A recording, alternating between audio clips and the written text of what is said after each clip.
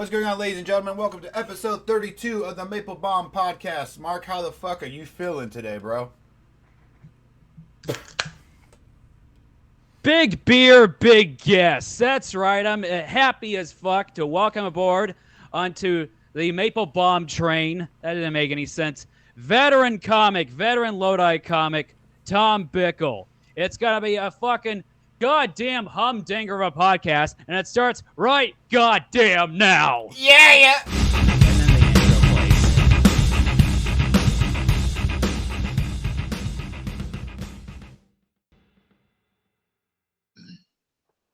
So yeah, we should tell the guests that we do a little thing. I kind of don't like to because I like them to go like, oh, what? Yeah, they all look confused every fucking time. So, I don't know. Maybe we'll just keep it like that. You know who we did that to? I remember it was Stephen Milani. Like, we're like, we have Stephen Milani. Let's get it started. He goes, yeah, guys, thanks for having me. We're like, hang on.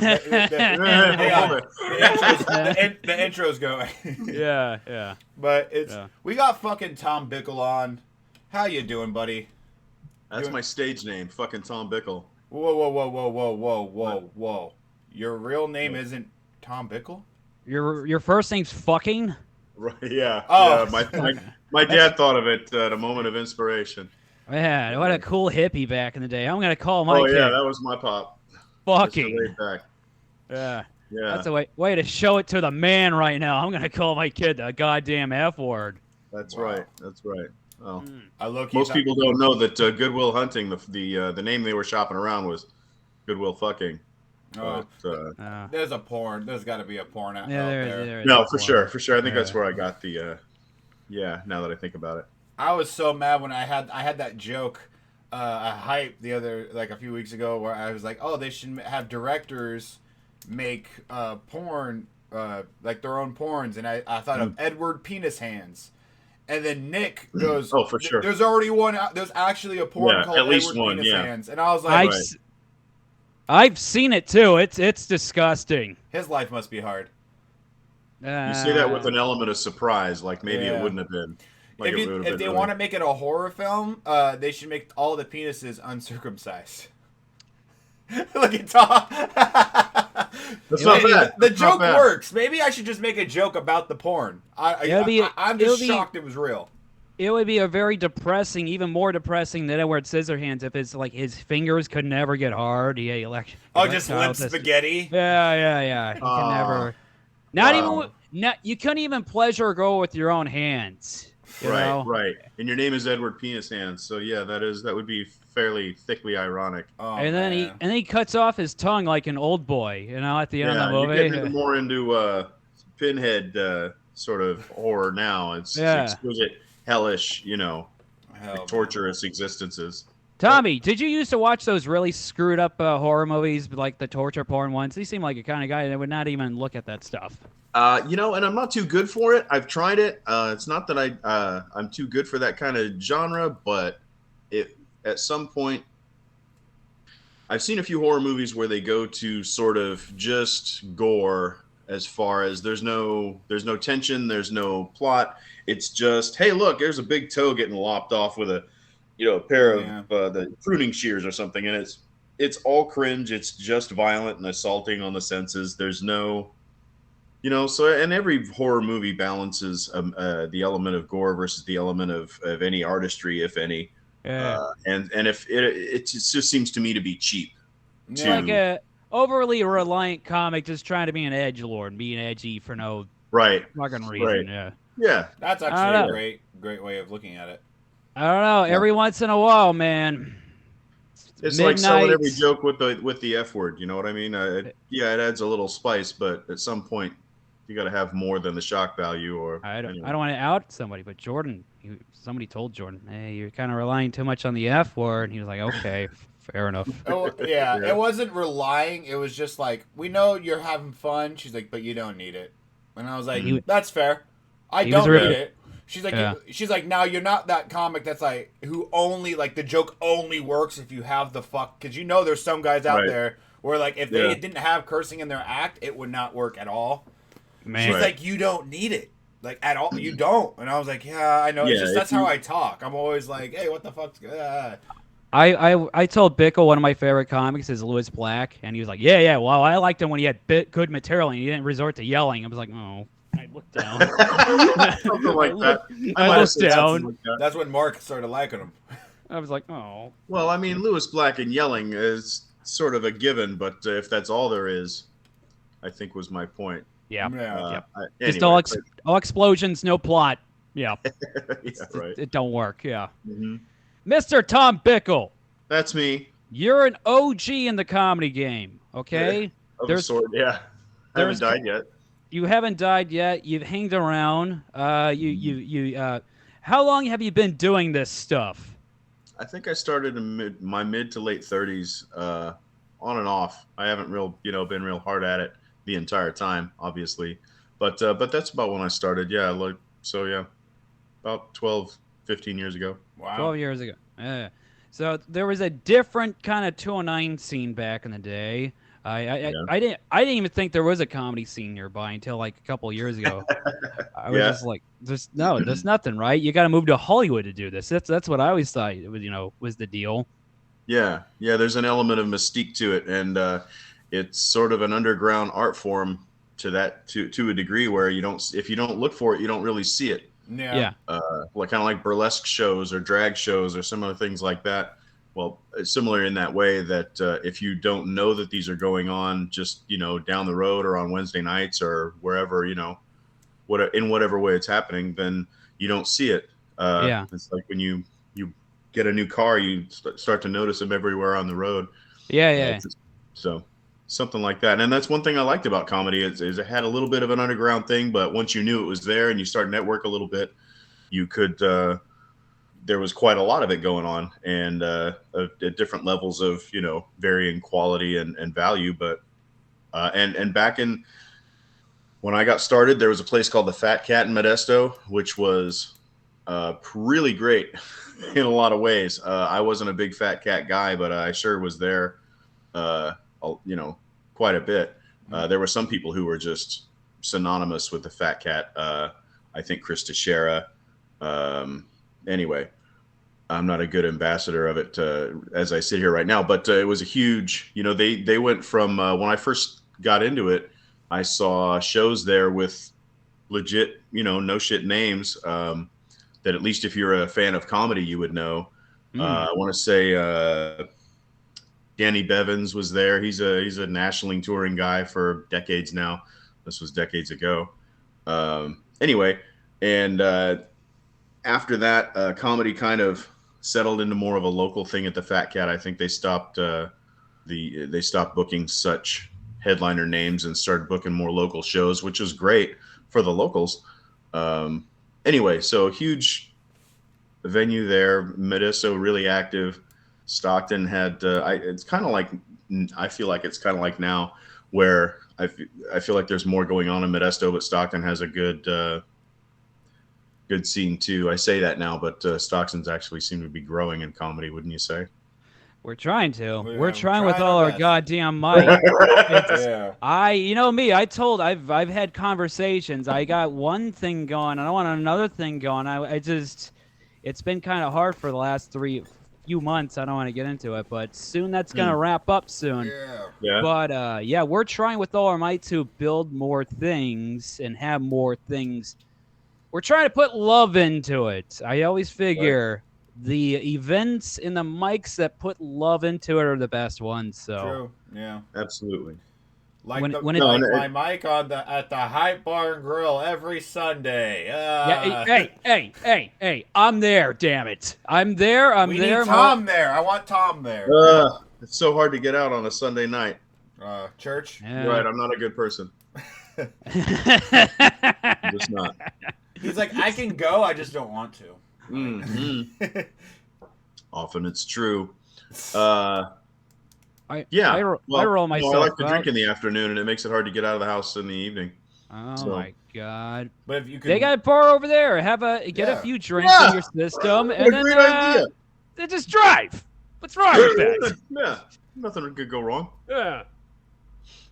Good work. No, as I was saying that, as far as about Modesto versus Stockton, I realized how very wrong I was, which is often how my brain works. I have to say something wrong before I realize the truth of it. Stockton does have a lot going on, and I feel like the last 6 months or a year, the Stockton area has been through a period of growth. They've gotten more mics, lost one or two as well for the moment. We're trying to. But no, yeah, there's a lot popping in Stockton that I'd say a year ago wasn't true. I'm gonna toot my own horn and pat ourselves on the back here. It seems like Your podcast. Well, not just the podcast, but I mean, like, it seems like the Stockton comics, the growth of many of us the last 2 years has been substantial. We're pretty fucking consistent. I mean, even Elvin McGlinty, he won the goddamn Tommy T's comedy competition like last week. He got second place Yeah, I heard that too. That fucking Good goddamn Josh Means comedy competition at Laughs Right? Good. How about that? How about that motherfucker? Yeah. Good for Gabriel him. Alexander's been all over the place. We know that. I mean, You guys have been very busy. When you're busy, good things happen. When you're really at it and not just running around, We're hardcore. We write. We get mad at each other. We argue with each other. But it's, I don't know, it feels like we're band members. Band members fight. We get, as long as it hasn't gotten physical yet. But we'll see. Always that one band member who's on fucking heroin and fucking it up for everybody else, but they're always the most talented one. The charming and talented one that you really don't want to send away, but God damn it, they make you pay a price for it. Yeah. If this is a band, I'd be like the fucking bass player. Like, I'm just like, hey, everyone's like, shut up, Jordan. I'm like, all right. Shutting up then. That's me. Hopefully I see myself as the creative drummer. You know? I don't know. I'll shut up. Anyway. I'm like the third bass player this band has had. And he tries to feel the connection with the other bandmates that's been there since the beginning. And everyone's like, oh, yeah, whatever, Paul. Shut up. I filled in for the guitarist that choked on his own vomit. And he died, so I was a replacement. Right. So I'm happy to help out. Solid lineup. Anyways, we're on tour, right? We're trying to go. I'm trying to also venture out more when I have time off from work. It's like, okay, wait a minute, I should go to like Reno. I should try Fresno. Yeah. Right. Try the Bay Area. Hey, so we're talking about comedy 10 years ago. You guys ever hear of a guy named Jay Smith? No. He has too generic of a name, that guy. Right. Well, not thank God. I said that just because I wanted to be, I'm really glad. If you had known, there would have been a surprise element that was spoiled for me. That's why I say thank God. Anyway, there's a guy that used to do comedy, and he would do a certain kind of act. He would bring in his own equipment, and he would get a venue, and he would do comedy / lounge singing, and I like it. Yeah, well, it was sort of a gutsy little do it your DIY production, and he got a lot of stuff done. And anyway, there used to be a thing called Jay Smith, and it was a bit of a tour de force, a bit of its own thing. There were song parodies and a lot of shit talking. If I may characterize the show, he would have a headliner, but the headliner would do like 20 minutes, and Jay Smith would end up doing more like 45 minutes or an hour before, during, and after. Oh, wow. I mean, there was that dynamic, not always, but it was the thing. Yeah. Anyway, and that's just one of the many facets of a Jay Smith show. So if you ever get a chance, look that up. If you're interested in 209 comedy lore, there used to be way back before I even started, I would go to open mics, which is your gateway drug. And there was a guy whose catchphrase was, "I'm fucking thirsty." That was it. I like it. It's awesome. You know what? I love We all got. It is a little bit, it has a little bit of gusto, but over time it gets to be grating. Hey, look, we all have our crutch. I used to go, "Hey, folks," over and over and over again during my sets. That era is over. I used to just go, I don't know. Mm-hmm. Yeah, I was like, I don't know what to say now. I just did a joke. It didn't work. "Hey, folks." And people were like, "That's fucking amazing and awesome." I kept telling them, it's because I don't have anything else going for me.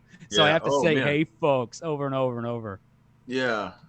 And there was some booker that worked at Fat Cat. His name escapes me, and it's probably legally more advantageous that way. But he was a not very tall fellow. And you can say short. Come on. It's just... I can say it the way I want to say it. I choose these words are clever or not clever on their own merit. So fair enough. I have heard the word short. I will use it if I.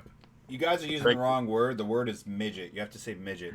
No, God. No. Whoa. Oh, wow. He said that roughly, dude. I'm kidding. Hard. He said it. I'm 50 he said years it old. like I was born in the early 70s. If anybody gets to use the M word, it's me. Jordan, I don't. That's not a good word. Jordan said it like he says it all the time. It's not even a bad word. No, it is. The proper nomenclature is here's the thing. The proper nomenclature is either little person, dwarf, which I never thought. Dwarf seems more insulting. That's what I was going to say. It seems way more insulting. And yet dwarf is the last I heard. I could be wrong. These things get updated, and after a certain age, you don't get the memo anymore. But dwarf or little person, I think, are the two ways of phrasing that are acceptable. Midget, absolutely not. So if I look at a little person and I said, "Hi, little dwarf," you don't think they're going to be upset? No. If you said to another person, "I have a friend, and who is a dwarf, just so happens to be a dwarf," or he, I feel like that's more insulting. Well, do you check? I don't know. That's just my opinion. I might be wrong. I'm just letting you know. What about little bastard? I like that term. Is that too harsh or cold? I think the third acceptable alternative, according to the ACLU, is stumpy. So that's very. Write that one down. No, it's not. You could say stumpy, but what I can't believe I can't say it. That's the joke. I shouldn't have said it. It's so weird. At least it's not midget. Midget, it goes way back to like circus days, and it's just pejorative. It's Where did that word even come from? What? Like, where did the word midget even come from? That's a great question. You know what I'm saying? Like, there's usually when there's bad words, they come from a certain thing in history that, like, he's a man. I got it. He's a man. He's like as small as a gadget. He's a midget. I'm Googling this. Keep saying it. Yeah. So, you should Google it. I want to be informed because if it's offensive, I don't want to. By the way, you know what I mean? When I was a kid, the smaller Tootsie Roll Pops or Tootsie Roll rolls were called midgets.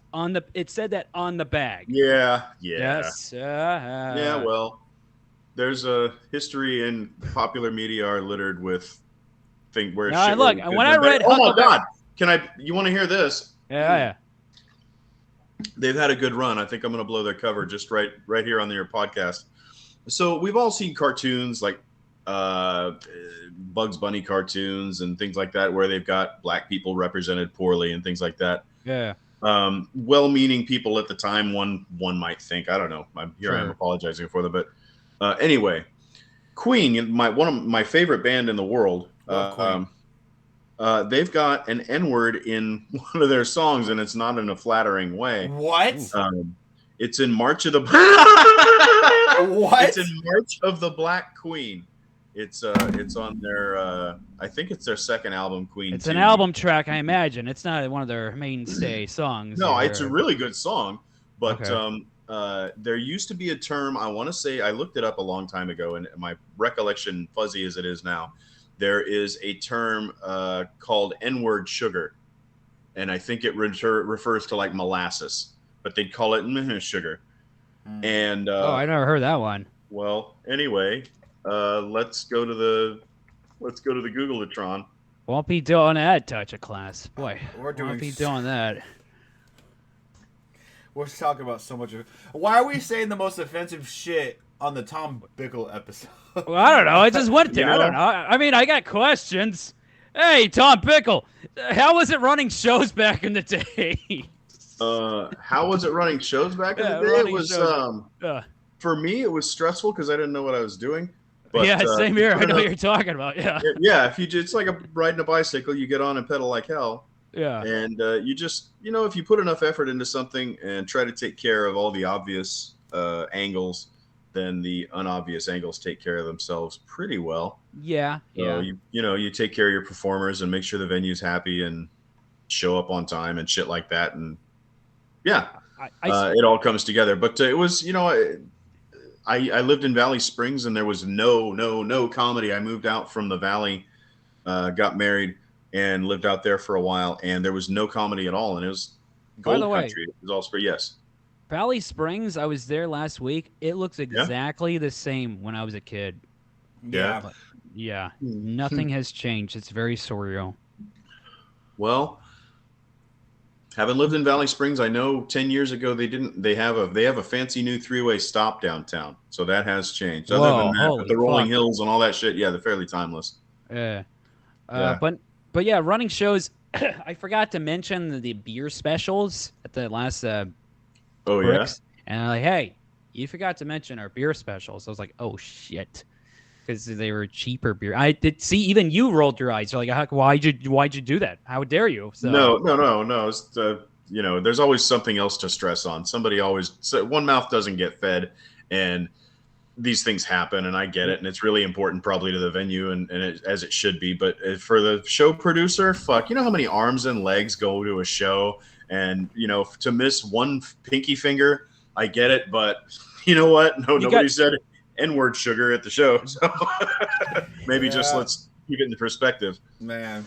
All right, like the words of Tom Bickle are not the words of the Maple-Baum podcast. Oh my God! We disavow. Wow, I brushed back Marc Maple on his own podcast. I thought you were the Crusader and First Amendment speech raider, but I'm Mr. First Amendment guy. I made you shrug and put your hands up and surrender. Oh God, this is great on a visual podcast. Go ahead. Hey, I will say this about running a show. You got to mention a whole lot of shit. So you got to remind people of the headliner coming up. You got to put over every damn comic coming up. You got to give it to the crowd. You gotta mention the bar. You gotta remember to put over a whole lot of stuff going on all throughout the night. Also, sometimes there's storylines all throughout the night. So you gotta callbacks, etc. Callbacks. You gotta be off the cuff and kind of with it all throughout, making sure it's a positive experience for everybody involved. So it's a little stressful, but you wrote it in the article. I look very stressed out at all times, so I appreciate that. I mentioned. I'll get it. Well, I have it right here. This is how you describe. By the way, we made the Lodi News Sentinel. Everybody, no bullshit. Their entertainment section, written by Tom Bickle himself. You have no idea how much you have helped me out inadvertently. Well, this was not even inadvertent. This was like you interviewed us and you hoped it got into the new Lodi News Sentinel. Right. It's called writing a story on spec or speculation. Yeah. So he just writes, Maple works for a school district in the region, which I said, don't tell where. No, excuse me. And I'm pretty sure I recorded it. We talked about that, and I said, do you want to say you worked for a particular thing? And I was pretty sure. You're right. You're right. No, in the area, and I'm sorry if that. No, you're right. No, I was gonna say it's exactly worded how we said it that day. Like, just say it's a school district in the region. So, bravo. Right. Okay. So then he writes, and has the bearings of a mad genius, tousled hair, spectacles, which just means glasses. It does, but again, I use my words the way I love words. I do. You do love words. And harried, reticent manner. Now, I didn't understand what both those words meant. That makes me happy to use them.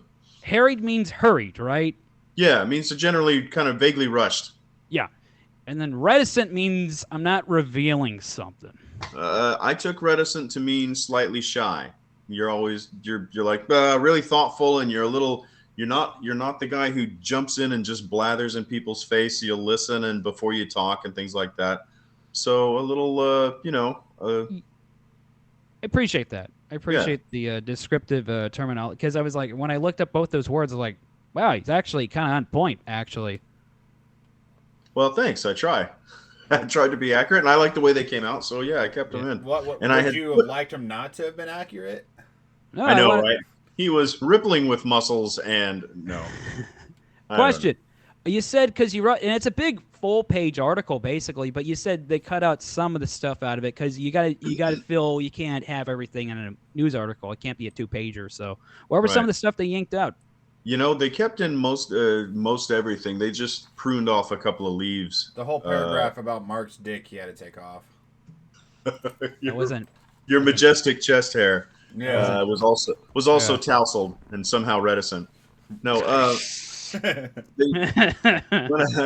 when I said you were harried and reticent, I said I had a comma after that, and it was said like Peter Falk's Detective Columbo if he were double parked, and I like that. Yeah.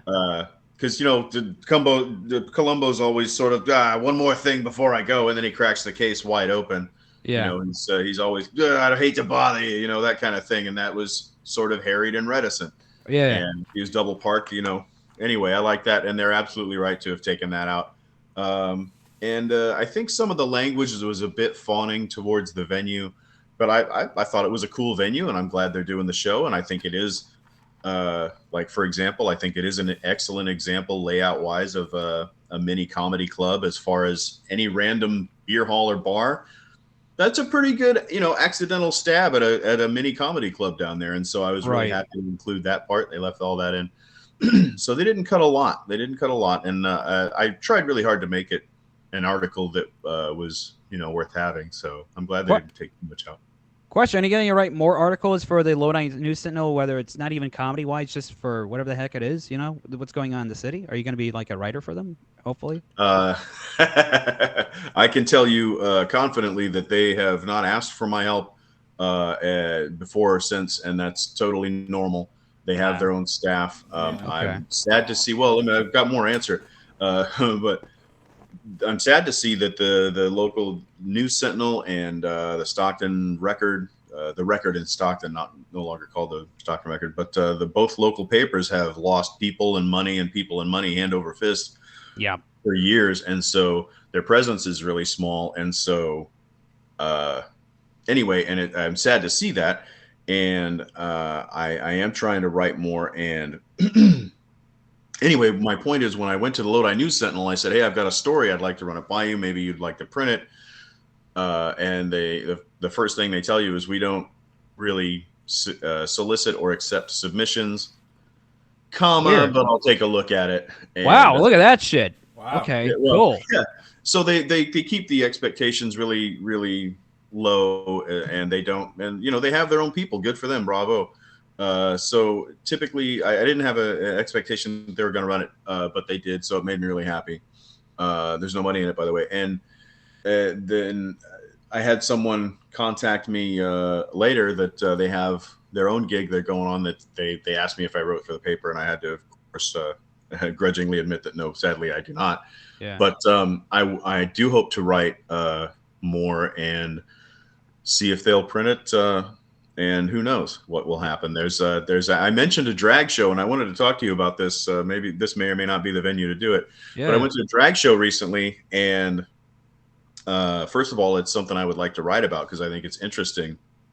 And it's another of those sort of two-dimensional entertainment scenes where if you don't know it's there, you don't see it. But once you do, you see it more and more. Anyway, I got to tell you, they are not afraid of the tip jar at a drag show. Yeah. Those I don't know how much they made out with as far as the performers and the producers, but I can tell you it was more than a lot of comedy shows I've been to, just by what was swept off the floor.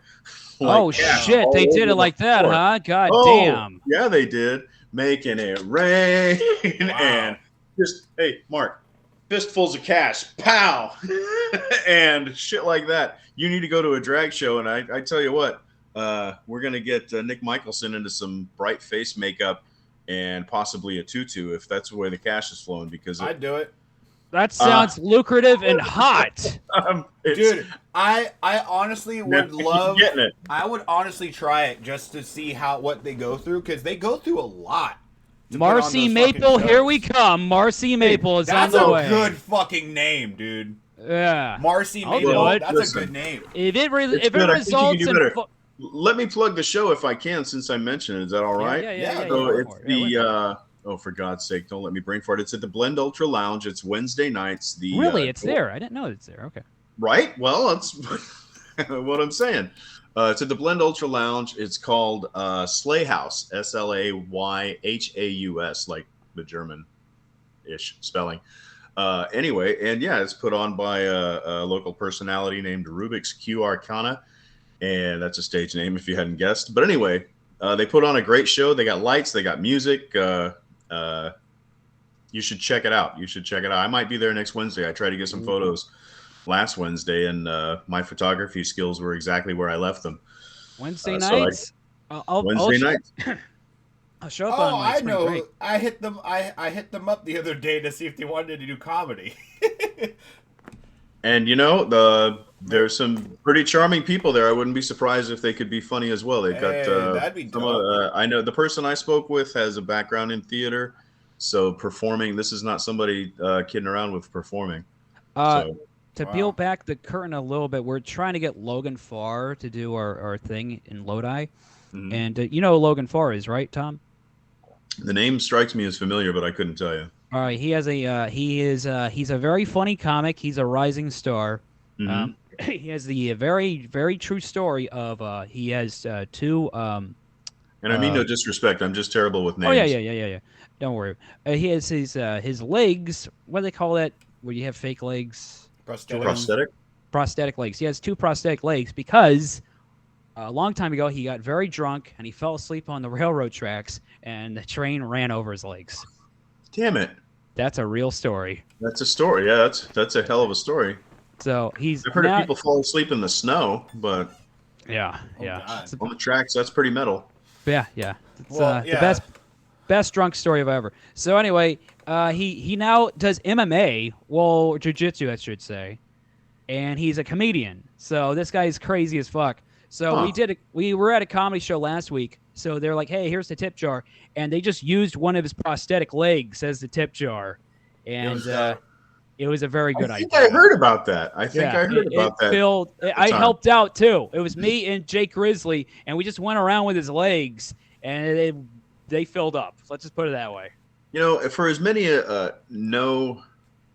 cover comedy shows as I've been to where the tip jar was as sad and lonely as the comics themselves, I don't know why we don't have more gimmicks to get that to get that thing filled, because a lot of I'm not one of them, but there's a lot of people out there who are worth the money, and if you can't get the cost of a beer into the bucket, then anyway, tipping is very popular. People are happy to remind you these days that you're paying for the part of the wage of the server who's helping you, and that's its own ball of wax. But the same people won't tip at a comedy show just because they don't have to.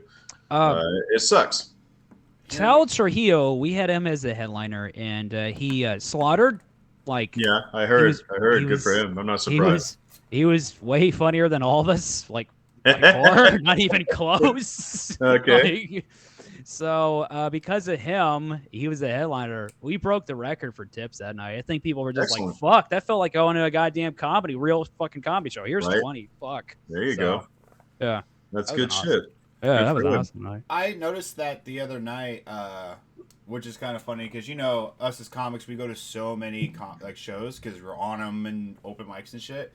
And the other night was the first time I went and paid and went to an actual comedy show, without being on it or any of my friends being on it. And it was such a breath of fresh air to watch. Easy for you to say. Watch from beginning to end and be like, now at one point I was like, okay, can this be over? Because a lot of comics, you'll be like, okay, this guy was good. And then the next guy goes up, you're like, how long has this set been? And then another guy comes up. So it's always a gamble in a lot of shows or stuff like that. Sure. Because how many minutes do they get? They get 10 minutes each? Oh, fuck. And then this guy goes up and he's like, hey, what's going on? And you're like, oh, it's been it feels like 20 minutes. I bet a lot of people feel that way about my comedy. But it is kind of trippy how Saul, that's just amazing because fucking dude's up in Comedy Store. He should be a fucking murderer. He's been a murderer since forever. Talk about the best story ever, right? Son of a bitch. Started off here, then he was like, fuck it, I'm just gonna move down to LA. And now he's like a podcast away, man. He's just some kind of guy on a podcast away from really firing away. So that's how I feel about the guy. Yeah. Hey, you. Me? Yeah, no, where? Not you. All right, Tom Bickle. Tom froze. How instrumental? By the way, you're like, I'm not gonna make. Oh, Tom Bickle did freeze, and he has the best. There he goes. Okay, unfrozen. You had the Rock's people eyebrow for a second. It was great. But your eyes are closed, so you're like. Yeah, right. Do it. It's the drugs are kicking in. Yeah. Tom Bickle he inadvertently kicked off my comedy deal.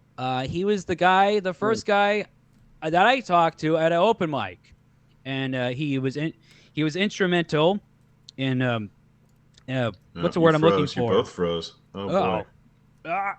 Hopefully you can hear. Low internet connection. We good? You look fine to me, Mark. It's just Tom's frozen. Come on, internet connection. Don't screw with this. I'm back. Are you back? Yeah. No, you're very instrumental to talk me into my first mic, and this was your argument. It was like this. This is what you told me. I will never forget this quote. Hey, come on. That sounds like me. Rock solid logic. Yeah. Come on. Yeah, come on. Fuck it up. Hey, Tom Bickle just Come becomes on. Italian. Just do it. Hey, I remember the first time I met Tom Bickle. He was like, "You want some fucking pasta?" And I was like, "Sure." Right. And then he's like, "Cool." I'm like, "What happened to the accent?" He goes, "I just do that when I give advice or." Can you imagine that? Like, Dad, there's this girl I like at school. What should I do? He's like, "I don't fucking," like he just does it. Right. Yeah. I don't know. I do that sometimes. It gets more of a Scottish accent though when I start to really feel it. But Scottish. Yeah. I can't really do Scottish that well. No, well, it has to come from the heart. I don't even want to try because I feel like I'll be stupid. Well, in great moments of great rage and frustration, it will come to you, and whatever your background is, it comes from your ancestors. It'll pour out. You won't even expect it. You'll have you're like, oh my God, I didn't know I had Spanish in me, but by God, there it is. I have to be filled with rage to do a good fucking impersonation. To power really, through that's it. what it takes. I don't know. I mean, I'm fueled by anger and rage. Ask Jordan. He knows that. You need anger and rage to do pretty much anything. You need rage to do an impression? Yeah. I'm just imagine like your dad beat you as a child. He's like, "Go to your room." And you're like, his father was just start talking like Bill Cosby. You say you are an ass, Dad. Like, he beat it out of me. He beat the impression out of me. Spoiler alert, Jordan. His father was Rich Little, so that explains a lot. Oh, Rich Little videos were the worst to watch during middle school. Oh my God! Hold during up. acting class. Oh God! Yeah. What is the best impression you could do? Like a character. David Thorne. Oh no. That's about it. He's not really a famous guy though. He is to me. Do it. Mark, I'll fucking die for you. That's about it. He told me that one time. Yeah. What about you, Tom? I don't. How about me? What? Like, what's the best impression you can do? Impersonation. I'm so bad at impressions. I do good impressions for about 2.5 seconds. Saying, yeah, and I know. After that, I lose my brain loses the plot. I can do like a Hank Hill. Whoa! And that was no. No. You think I know what a JPEG is? Yeah. Oh! It's like this. It's he's He goes like this. Whoa! No, that wasn't either. God damn it, we fucking suck. I don't know why I had the urge to do. Anyway, Super Mario. So apparently I can't even do it for 2.5 seconds. But everyone's. What? I was gonna say I also do a podcast called Politipod, and do a little writing, but mostly I do voice characterizations. They've got me doing Trump, and it's the worst Trump in the world. It's actually it's really bad. I want to hear it. Come on. I want to hear it. All right. He just goes. It's more of a. Right, China. That was good. Hey, keep doing it. No, it's basically a bad impression of Stephen Colbert's bad impression, where I just go, I'm Donald Trump. That's actually pretty good. Oh, thanks. Like if I close my eyes, I would. You didn't even have to say Donald Trump. I would probably. Don't say that. Come on. Now let's hear it for 10 seconds. Here we go. Well, the great thing about the podcast is other people do the cheesy attempt at Donald Trump impression. If you get some good jokes behind it, it actually carries over pretty well. It's surprisingly good. Can you just say in the can you say subscribe to the Maple-Baum podcast as Trump? Yes, please. Yeah, absolutely. Subscribe to the Maple-Baum podcast. There you go. Bigly. Yeah. Did you say pee-pee? What the fuck? I said bigly, but I got stepped on a little bit. It's not like you said pee-pee. Whatever. Pee-pee. My mushroom pee-pee. Oh, God. Yeah.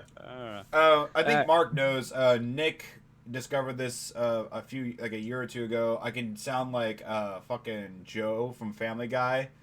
And it's so funny. Yeah, that's a good one. No, I like your joke. It's funny because it's you're Little Wayne. You haven't done your Little Wayne in a long time. That's what you got to bring back. What do you mean the Little Wayne? I did I do it for the tweaker bit. She sounded like little. Oh, the little. You're talking about fucking when we did the Who's Line shit, and I did the. Remember he was like, oh, what was it? A song that sounds sexual or some shit. And I did because that's how Lil Wayne sounds. He's just like that's what you gotta bring back. Because he's literally he's on drugs all the time. So he's like that's how he sounds. Jordan, take my advice. I don't have a joke. It was part Write it into a joke. I can find a way. Okay. But I do Little John, really like that's in my tweaker bit. The one where the tweaker sounds like Little John. Yeah, I like Little John. You got to do Little Wayne though. When you do Little Wayne, it's shocking. It's like what the fuck just happened? It's just going, just have a stroke and then you're Little Wayne. Do it. Hello. That's how he sounds. Done. Kind of sounds like Marilyn Manson, actually. Oh, he's. I don't listen to either of them, so I'm going to say affirmatively, absolutely. I like doing. I can't really do it that well, but I can do like Arnold Schwarzenegger, but I don't do like speak. I just like going. Oh, we all do. I mean that. Yeah. Like every time he lifts a weight, he's just. Come on, do it now, kill me, come on, do it now. When he's in Predator, when he's trying to set up the Predator. Yeah. Yeah, I feel better about my impressions now. Yeah. See, it's fun though, just going. No, yeah, it is pretty seductive. Hey, I wasn't expecting that word. Yeah, you really do love your words, Tom. You're like, I'm gonna say seductive right now, just for the hell of it. How can you not do the Arnold when somebody does it 3 funny. times in front of you? You're like, I gotta try it out. I have to see if I can. Yep, sure can. Guys, let's do an entire 1-hour podcast of us just going. You know me, I'm a big Norm fan. So one time he tried to do a impersonation of Christopher Walken, and this is how he did it. I'm talking like Christopher Walken. Oh my god! It's like, what the fuck was that? His co-host like, right. well, everyone does an Probably a impression. legitimate effort. Yeah. Everyone does an impression of Christopher Walken, so I tried it out and it didn't work. This is my impression nail of it. Arnold Schwarzenegger playing Arnold. Yeah, he's playing with himself in tennis. With an O. Just yeah. like, his little brother. That's hot. That's Tommy. Right. Yeah. Tommy, Seductive. your theory of remembering jokes. You told me because I was like, when you told me you got to remember your jokes. Damn it! You're like, okay. Oh, right. And you said you practice it so much you have them written on like cue cards and you throw them up in the air and you fucking grab it and just look at it and remember it. Something like that. I said that to you, but that's not actually my idea. That was part of a Joe Klosick technique for knowing your material so well. It was part of a class he gave because Joe Klosick is really good at working the crowd, being in the moment, and being light on his feet, as it were. And so how do you spell this name? Joe Klosick. Klosick. That's Kloceck. Okay. And he's big in San Francisco comedian. Yeah. And very funny man. And anyway, he gave a class, and I went to it happily.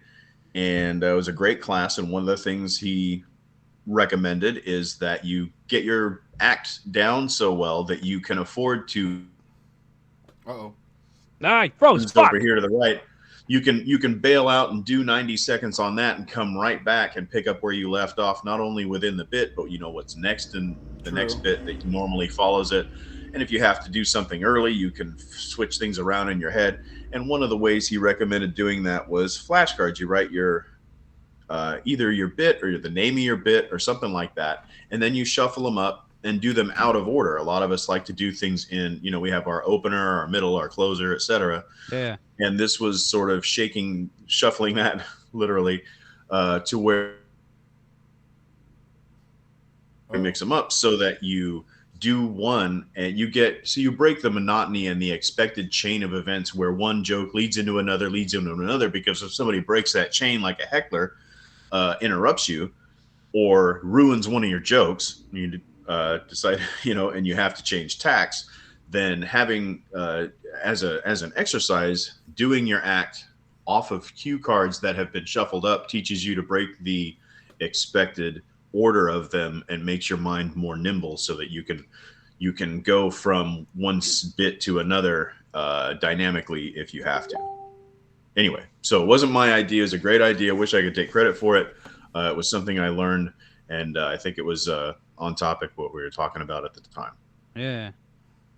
Damn it. Unfortunately, you froze a couple times, so I think I got the majority of what That's you great. said. Yeah, we're well, a few times. Did I miss anything crucial? I could fill in any blanks that the freeze caused. The card. So you write the name of the joke or the joke itself, and then you would shuffle the cards together and remember the joke so well you can just come back to them. If there is a heckler or someone drops if somebody breaks your flow, and most people, a lot of us, including me, are so rigid. We tell jokes 1, 2, 3, 4, 5, and if somebody harpoons you right around 3 and you have to deal with a heckler or change things up, such a disruption can be devastating if you haven't, if you're so stuck to the recipe of doing your jokes 1, 2, 3, 4, 5, and if you put them on cue cards, it helps you literally change their. It helps you get used to breaking up that 1, 2, 3, 4, 5 into 5, 2, 1, 4, 3, and so you're ready to be more dynamic. So you got them down pat. You can just fire out jokes like it's wet button combos if you're playing a fucking fighting video game, something like that. Absolutely. Well, and when you can do that, it gives you so much more confidence to do that you don't get flustered so easily, and it makes you a better doing your homework ahead of time in that way. That such good preparation makes you more free in the moment. Yeah. It seems counterintuitive, but man, yeah, because I was at a thing at I was just say Laughs Unlimited. I was like, I gotta remember these jokes. I'm tired of looking at a piece of paper or whatever the hell. So the whole day I was like, I'm gonna remember these. I'm gonna remember these. So I did much better because I was more prepared and I was more with it. And I performed out in front of the mirror and stuff instead of me looking at a piece of paper and all that stuff. And it made me more performative if I'm more prepared and remember the shit better. Yeah. So no, that's an important lesson, and you kind of only people can explain it to you, but you have to kind of live it to really get the value of it. Luckily, though, idea. Luckily, though, I had time to really prepare because a lot of us we work full-time jobs, and sometimes when we get to a comedy show or mic or something, we're just I don't know. Let me write out my set right now. Shit. Right. It can make one both harried and reticent. Harried and reticent. That's good. I did a callback. I'm so happy about my callback last week. It was not the set. I mean, the set was what it was. But I did it. I felt good about it. It's there. It's on video. I felt good. I don't know. Was it spontaneous? You hadn't planned to, or was it when you written in? It was spontaneous. It was. That's all the sweeter. Yeah, that's the best. It was me going, hey, me pointing at a girl hey, super liked you on Tinder early on. Yeah. And it's whatever, I'm happy about the rest of you guys showing up today. And then I was describing on Tinder later on, hey, there was this one girl, this one profile, it said on there, I'm fully vaccinated so you can spit in my mouth. It's God damn, I wish I matched up with that one. And then nothing really happened with that joke. I was anyway, it was her profile. I just pointed at everyone. You should start doing that more often. That's a great callback. It's a good. I mean, I was happy. I was oh my god, I'm a real quasi-professional. No, there you go, buddy. Right. Make you feel like a big boy comic. But guys, we're actually coming to the end of the pod already. It is getting late. Yeah. So before we end this, Tom, do you have Yes. any projects, any socials, anything you want to shout out for the pod? You know, I'm on this really cool show. I think it's next Friday at Bricks and Hops in Lodi. You don't want to miss that. Yeah. You don't want to miss it. I got the flyer right here. God damn it! It's Boom. Robert Emoto, Bilal, Ryan Holloway, Molly McGee, Tom Bickle. Come on out. It's a free goddamn show. Good goddamn lineup. Strong lineup. Good beer. Strong beer. Yeah, Good it's times. a great place to have some beer and a few laughs. It's really a great place. $5 beer specials too, everybody. $5 for that beer? Has anyone That's called the good stuff. 2-minute slot? Jordan, you want it? I want it. All right, There's you a get it. 2-minute You get slot? it. Is that something you do all the time? Yeah, we do like a basically when we just have like a 2-minute intro. So we have one of our friends just kind of come out, warm And then up the to crowd a introduce little. the host because Ah, that way nice. they're not just Okay. walking up there like, "Hi guys, it's my show." Yeah.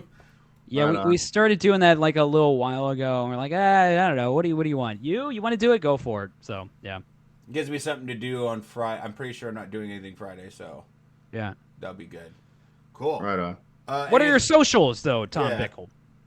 I'm on Facebook, and that's about it. I've got a Twitter account that's pretty neglected, and You have an Instagram that's pretty neglected too. I know you. yeah, I have. do actually. I do. But Facebook is the way to go.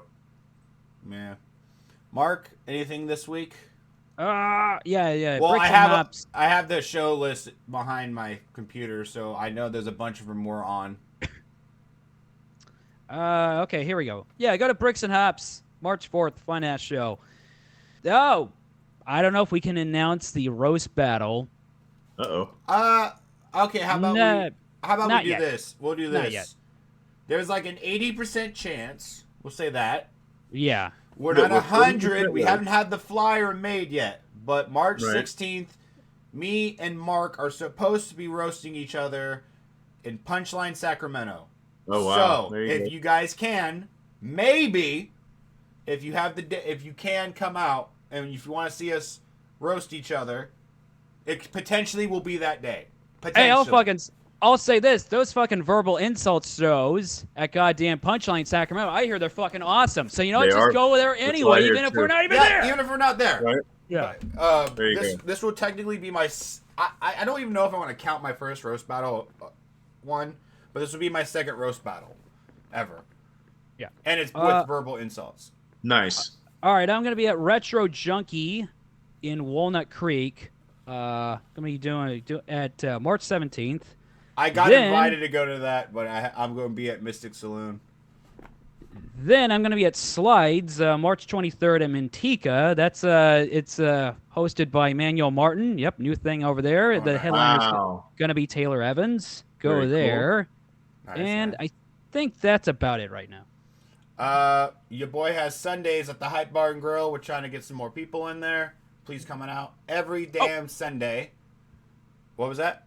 Oh, follow me at Madman Maple on Instagram and Mark Maple on, Facebook. Go for it.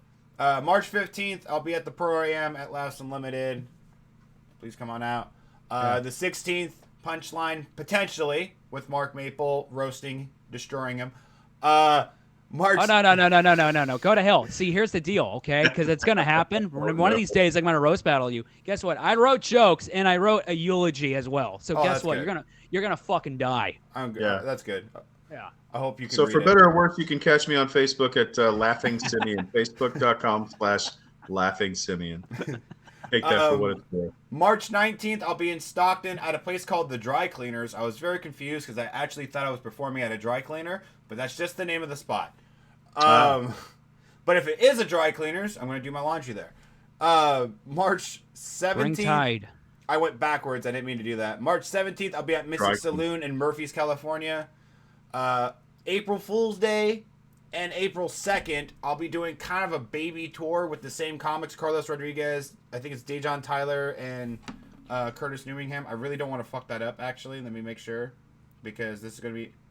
Boom, I got it right. Yeah, we're gonna be April 1st, Main Street Inn, and I believe, in Ripon, and then we're gonna be at Spare Time Lounge in Tracy, April 2nd. So if you want to see all of that, all those guys are fucking hilarious. So it's gonna be great with them.